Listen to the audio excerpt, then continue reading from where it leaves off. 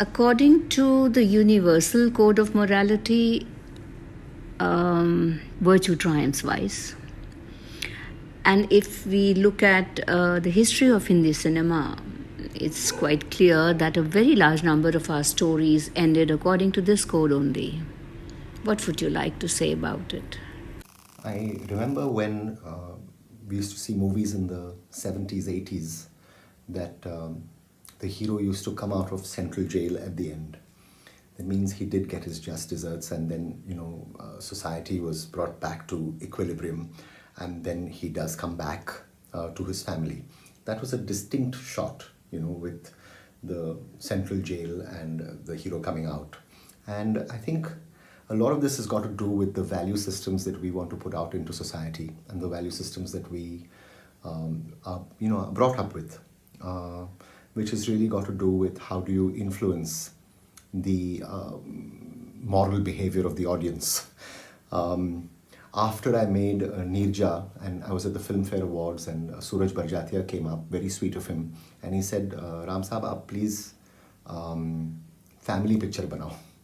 And I think that this is something that I value, what he told me, I value it a lot, because I think, what does that really mean when you're saying that you want to make family films?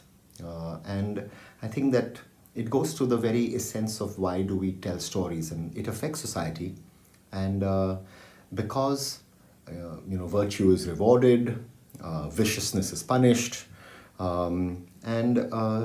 so certainly when I was doing AARYA, I was constantly worrying about what is the value system that we are putting out into society, because here is a daughter who puts, spoiler alert, here is a daughter who puts her father in jail at the end. And I thought that maybe the audience also may not accept that. And that's why we got into the Bhagavad Gita, which was about what is your duty, what is your karma, what is your dharma, and therefore based on who you are you a mother, or are you a wife, or are you a daughter, or are you a criminal? And based on who you choose to be, you decide what your action should be. And so for Arya, she was a mother first and not a daughter, because that's what she wanted to protect her family. And so she chose the dharma of being a mother. And as soon as you choose that dharma, which is your priority dharma, then it means that you can do, your karma is clear. And once you get to that, you can do it with peace and equanimity. So that's really why,